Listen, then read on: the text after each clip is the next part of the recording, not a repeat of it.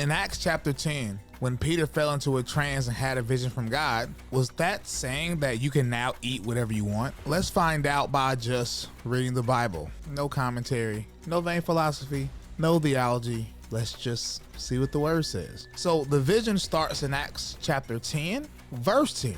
And in this, it's talked about how Peter fell into a trance. Let's read. And he saw the sky opened up, and an object like a great sheet coming down, lowered by four corners to the ground. And on it were all kinds of four-footed animals and crawling creatures of the earth and birds of the sky. A voice came to him, "Get up, Peter, kill and eat." But Peter said, "By no means, Lord, for I have never eaten anything unholy or unclean."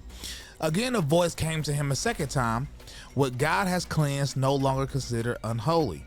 This happened 3 times, and immediately the object was taken up into the sky. A lot of Christians stop there and say, see, boom, it's about food. And a lot of Christians have the keep reading syndrome, where they stop reading once they feel like they like something. The problem is, when you keep reading in the book of Acts, chapter 10, verse 17 explains something interesting. Right after the vision, Peter says that he was greatly perplexed in mind for what the vision might have meant. So Peter didn't know what the vision meant when he first got it. So this already is throwing a wrench in mainstream Christianity interpretation of this, because according to them, he should have already known what it means. And then in verse 19, it says Peter was reflecting on the vision. And as he was reflecting on the vision, the Spirit told him, "Behold, 3 men are looking for you." And then we finally understand what the vision means in verse 28 of Acts 10. And he said to them, "You yourselves know that it is forbidden for a Jewish man to associate with or visit a foreigner. And yet God has shown me I am not to call any person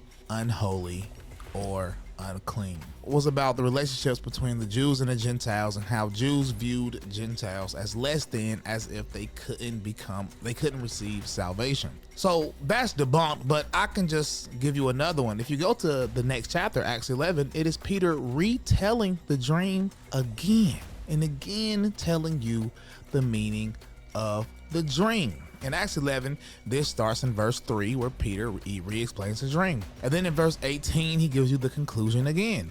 When they heard this, they quieted down and glorified God, saying, "Well then, God has also granted to the Gentiles the repentance that leads to life." The vision of Acts 10 had nothing to do with food. It was about people. It was about Gentiles. Anybody saying anything else are simply ignorant, or they are lying to you. I'm out.